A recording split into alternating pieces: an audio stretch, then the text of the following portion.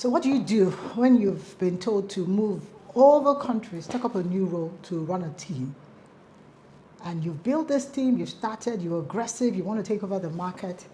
And months into doing this, you discover that the company you came to work for is about to go bankrupt, actually has declared for Chapter 11 bankruptcy. What do you do? And that's what I wanted to talk about today because I was discussing it over the weekend. How do you lead in turbulent times? I think one thing you're guaranteed of as a leader is that there would always be turbulent times. You would always face some kind of leadership crisis. So I want to share from my experience. I thought we should talk about some of these leadership topics. Now this is going to be a two-part video. So let's give it two things for this part of the video. I think two things.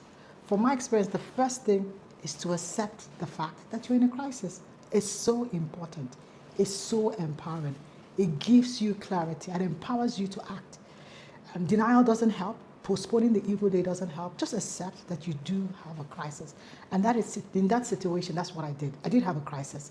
I just recruited people, building a team. I'm going to the market, trying to push a product in a new market with a new product, and it's a new entrant. Then it's all over the media that we are declaring Chapter 11 bankruptcy. Customers are very, very nervous. We as staff, we are quite uncertain. What do you do? So one is to accept that you have a crisis. One is to accept that things have changed. One is to accept that it's a very uncertain period. Two is to find balance between change and continuity. I think that's what I did. Some things will have to change, and some things will have to continue. Now, as a leader, you'll be really faced with trying to make decisions with incomplete information. Now, I put this up on LinkedIn, and someone told me, how do you do that with incomplete information? Let's talk about change and continuity. Some things have to change. In my own case, it was clear I have become the underdog in the market. Loads of stuff were not in my favor. I was new. My product was new. I'm a new entrant into the market.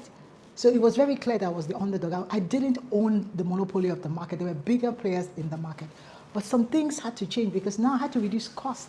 And I had to communicate more. I had to engage to build confidence with those clients I was engaging with. Engage to build confidence with my staff to wade through this uncertain period.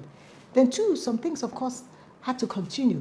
Things that we push for that are core, our core values, things that are our strength. I had to ensure they continue, making sure the team is together as one, the vision is clear. Building on and writing on things that are really key to continue is so important. But you'll be making all these decisions with very incomplete data. As someone said on LinkedIn, what do you mean by incomplete data? Because loads of times as leaders, you're planning for the future, but you don't have complete data.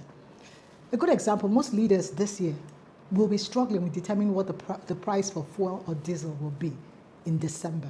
Yes, because you had planned in January your 12 months OPEX cost and the cost for powering some of your facilities.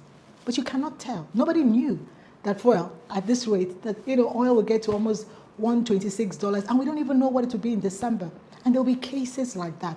You have very incomplete data, but you need to make a call. Now, my advice, there are different ways to go about it. You could do what we call scenario planning. You could, as much as you can, create different scenarios that are possible and how you react, how would you respond, how would you put things in place to address the challenges that will come. As much scenario, you can never know it all. Think about it. Half of us didn't know COVID was going to hit us. Half of us didn't know that during COVID, staff will have to work from home. Loads of stuff had to change. Something else you could do is, create smaller experiments, so make smaller changes, quickly adapt, act, and move on.